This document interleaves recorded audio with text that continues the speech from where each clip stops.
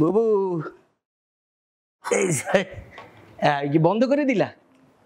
কি কি বাবু ডাকছো কেন? তোর সাথে আমার একটু কথা আছে। কথা থাকলে কথা বলবা, সমস্যা কি?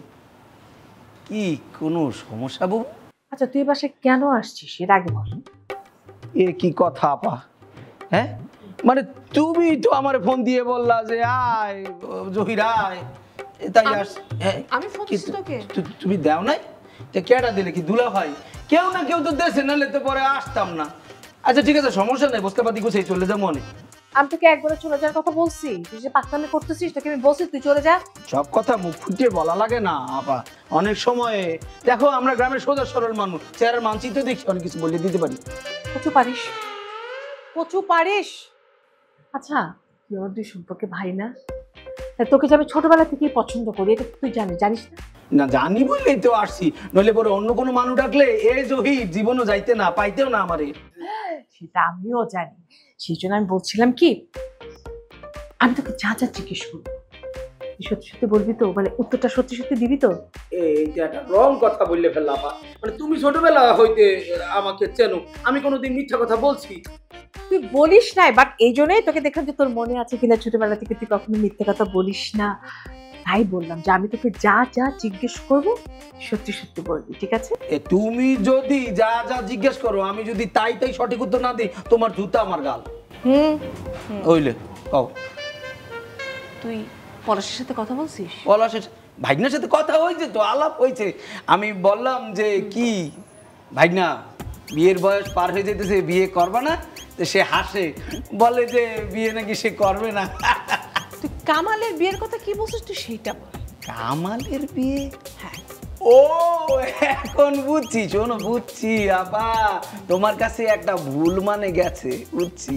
তো খুলে বল কি মানে গেছে, বল। এটা বলার জন্য তো তোকে আমি ডেকে নিয়ে আসলাম। ও হয়েছে কি যে কামাল সে তো আমার একটা ভাইগনা, সেই বাড়িতে আসছে, অনেক দিন হয়ে গেছে সে আসছে, 2 মাসের কাছে। সেটাই তো আমার দুঃখ, সে আসলো 2 মাস হয়ে গেছে, এমন ভাবে গেড়ে বসছে। বিশ্বাস কর জহির, রিলেটিভ হয় কিছু বলতেও পারতেছি না। তুই নিজের মুখ থেকে কিছু বলবি না যে একটু গ্রামে যাই, কি ভালো কি মন্দ কিছু না, পুরো খুব এর লেগে তো বলছিলাম, এই লেগে। কি বলছিলি? আচ্ছা এই যে আমাদের যে কামাল ভাইগনা, হ্যাঁ সে একটা অশিক্ষিত প্রায় মূর্খ একটা ছেলে, তারে কি কোনো ভালো পাত্রী বিয়ে করবে আপা?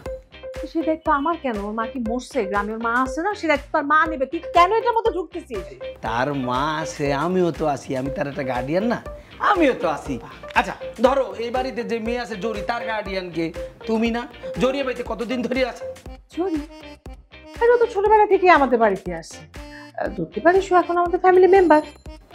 জরি যদি ছোটবেলাতে থেকে ফ্যামিলি মেম্বার হয়, কামাল কিন্তু একদম আমার সাথে আছে ছোটবেলাতে, তাহলে সেও আমার ফ্যামিলি মেম্বার। হ্যাঁ একটা ব্লাড আর একটা আনব্লাডের ব্যাপার আছে। আমি কি বলতেছিলাম যে দুজনেরই তো বিয়ের বয়স হয়েছে, বিয়ে তো দিতে হইবে, এটা ফরজ কাজ, সেই করি আর কি বলছিলাম। তার মানে কি তুই কামালের সাথে জরির বিয়ের কথা এরকম কিছু? না মানে আপা আমি কিন্তু বলছি যে আমি কিন্তু ডাইরেক্ট বলি না, আমি ইনডাইরেক্ট ভাবে বলছি, ঘুরেই বলছি। মানে বিয়ের বয়স হয়েছে, দিতে তো হইবেই। মানে ব্যাপারটা তো এমন না যে বললাম আর টুক করে হয়ে গেল, বিয়ের সাথে একটা লম্বা ব্যাপার, ভাবার জন্য বলছি আর কি।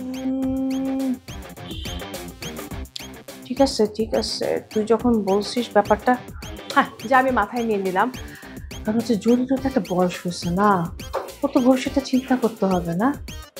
ঠিক আছে, এটা আমি ভাববো, ওর ভবিষ্যৎ নিয়ে চিন্তা করার দরকার।